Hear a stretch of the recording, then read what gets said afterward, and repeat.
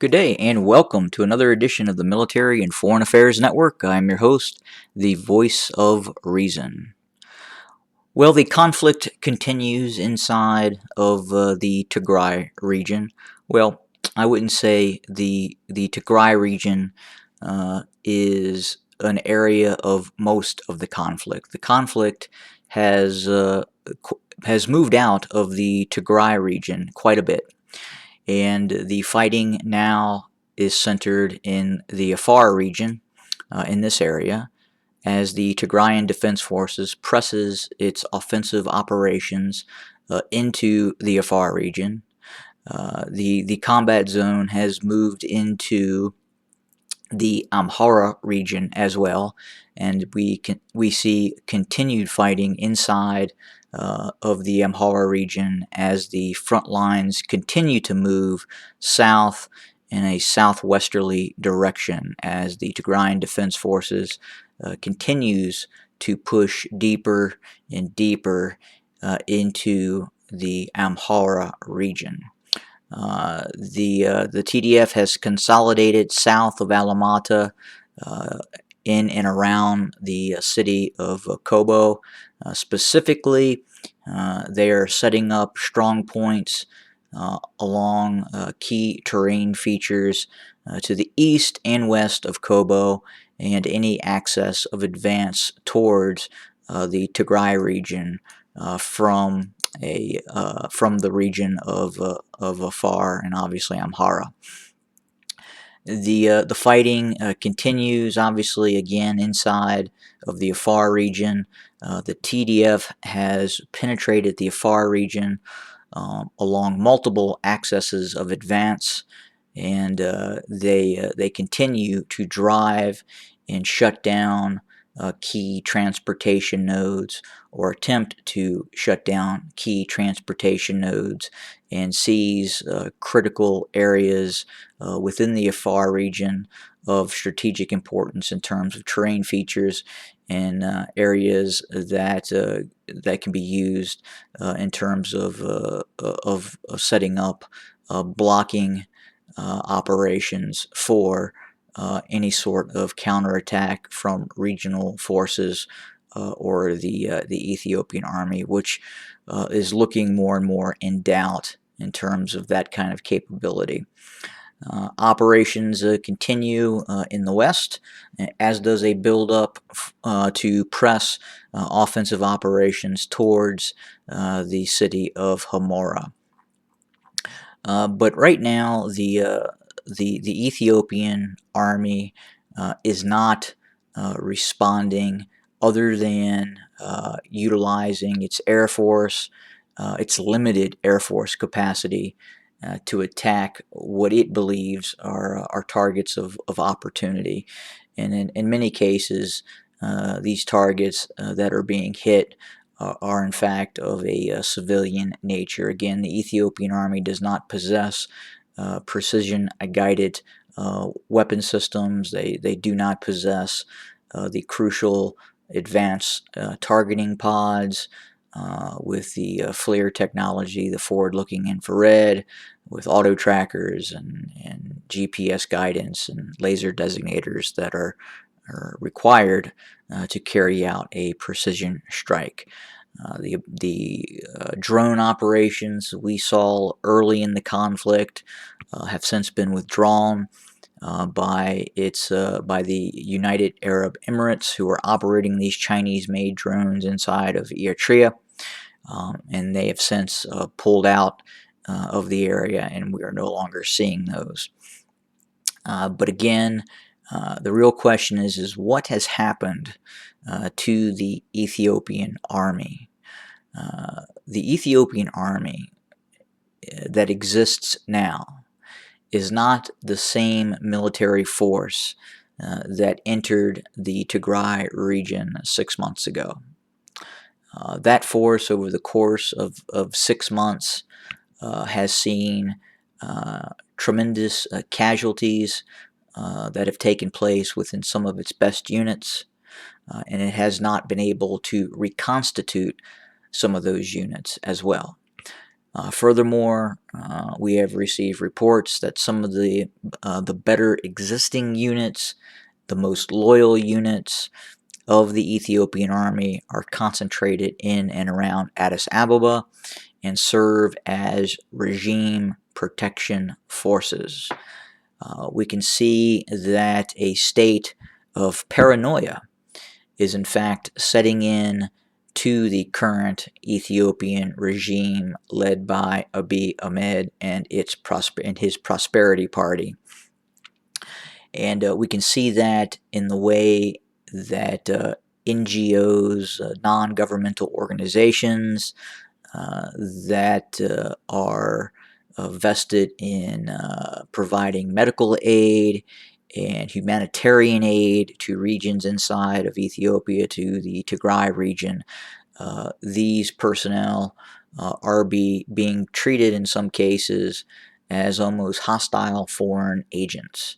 And we can see the Ethiopian state is cracking down on media in terms of even how different organizations and entities are even classified. So Ethiopia has recently started to crack down even on foreign journalism who identify the Tigrayan Defense Forces as the Tigrayan Defense Forces.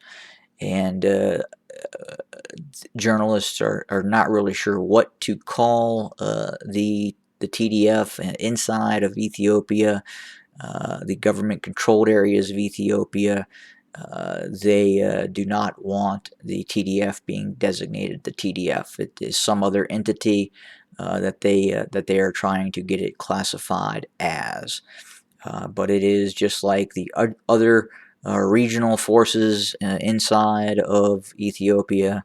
The Tigrayan Defense Forces had its regional forces according to the Ethiopian Constitution, and the way things are inside of Ethiopia, these entities exist. So you can really kind of see the state of Ethiopia starting to look for enemies where enemies may not in fact exist.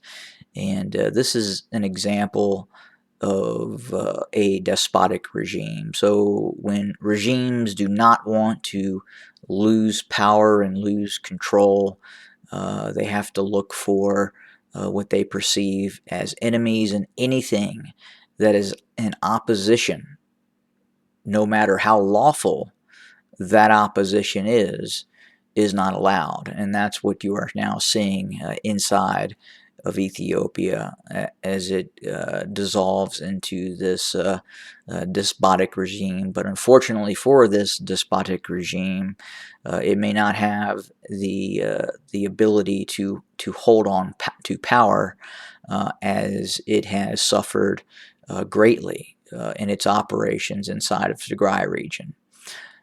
So the Ethiopian army right now is not able to reconstitute itself. It is not able to take units that have been deployed inside of the Tigray region and have suffered tremendous casualties.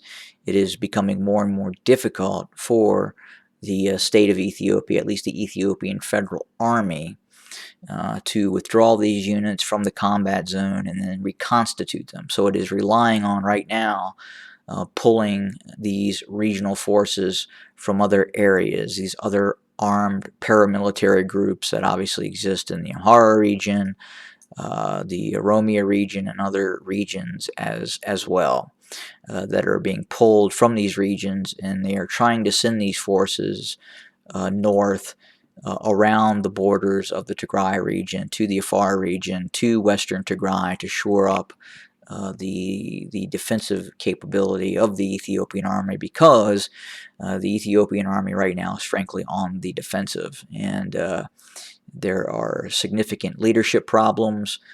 Members of the general staff and the high command have frankly disappeared and quite possibly have been arrested. There has been even rumors of coup d'etat plots that currently exist. Corruption would seem to be rampant inside the Ethiopian army as well, and it is just not a force in its current state that it was 6 months ago. And that's why we are currently seeing the successes that the TDF is having on the battlefield. And when you have a motivated fighting force that is continuing to train and get better and better in current operations, its leadership is focused on what it wants to do in terms of I would define it as punitive activity against what occurred inside of the Tigray region. But you can clearly see that the TDF is a much more highly motivated force that has gone through training, and again, the most significant is the motivation. You can see that the Ethiopian army is not motivated to conduct the sort of operations that the Ethiopian state is requiring of it.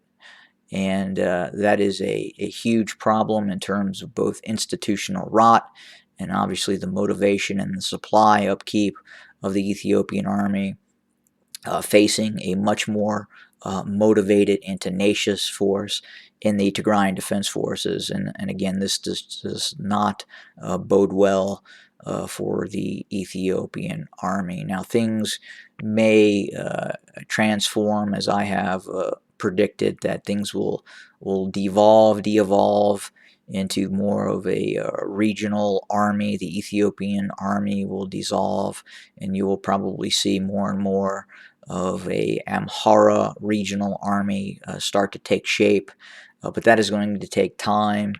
And those forces, these Amhara militias, are simply not as well trained. They have not the same history of what I would define as a warrior culture that had existed inside of the Tigray region in terms of creating these regional forces.